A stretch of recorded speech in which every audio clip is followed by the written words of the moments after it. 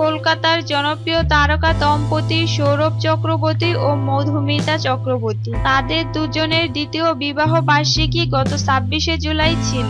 বিবাহ বার্ষিকী দিনটি কিভাবে কাটিয়েছেন এ নিয়ে সৌরভ চক্রবর্তী এক সাক্ষাৎকারে জানালেন, আপনাদের বিবাহ বার্ষিকীর শুভেচ্ছা। কিভাবে বিবাহ বার্ষিকী দিনটি কাটিয়েছেন? আমাদের দুজনের কিছু প্রিয় বন্ধু বান্ধব আছেন। আমাদের সারপ্রাইজ করতে তারা রাত 12টার পর বাসায় এসেছিলেন। আমরা দুজন অনেক খুশি হয়েছিলাম, চমকেও গিয়েছি অনেক। যদিও তারা সব সময় আমাদের নানাভাবে চমকে দেন। এখন বাসায় আছি, সব মিলিয়ে খুব সুন্দর সময় আমাদের কাটছে। মধুমিতাকে কি বিশেষ কোনো উপহার দিয়েছেন কি? এখনো কোনো উপহার দেওয়া হয়নি। আসলে কিছুদিন ধরে কাজ নিয়ে অনেক ব্যস্ত ছিলাম, উপহার কেনার সময় হয়নি। সামনের মাসে দুবাইয়ে মধুমিতাকে নিয়ে ঘুরতে যাব।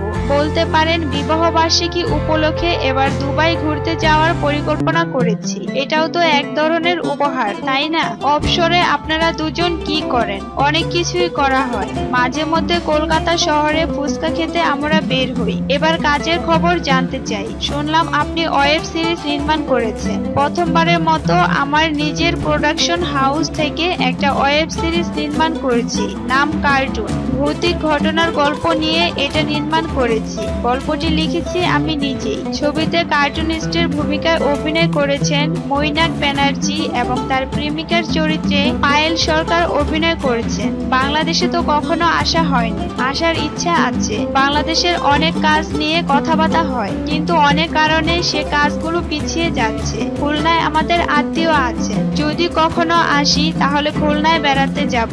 এখন দেখা যাক সেই সুবর্ণ সময় কখন আসে। এই ছিল আজকের আয়োজন। প্রতিদিন নতুন নতুন ভিডিও পেতে মিডিয়া ভয়েসমেলের পাশে থাকুন। মিডিয়া